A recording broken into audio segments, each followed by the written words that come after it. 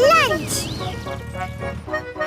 Peppa और George दादी और दादा पिग के घर भंडारा खाने आए हैं।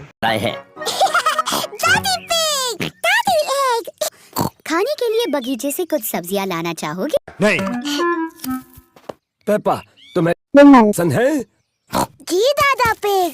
यम यम यम यम यम यम, टेस्टी है। जॉर्ज, क्या तुम्हें टमाटर पसंद है? ना। बढ़िया टमाटर, सलाद पत्ते और खीरा। पहले इन्हें अच्छे से धोना होगा। पेपा और जॉर्ज दादी पिग की सब्जियां धोने में मदद कर रहे हैं। और ये रहा सलाद, दादा के टमाटर, सलाद पत्ते और खीरा के साथ। जॉर्ज ने अपना पिज्जा खाया, पर जॉर्ज को टमाटर, सलाद पत्ते और खीरा पसंद नहीं।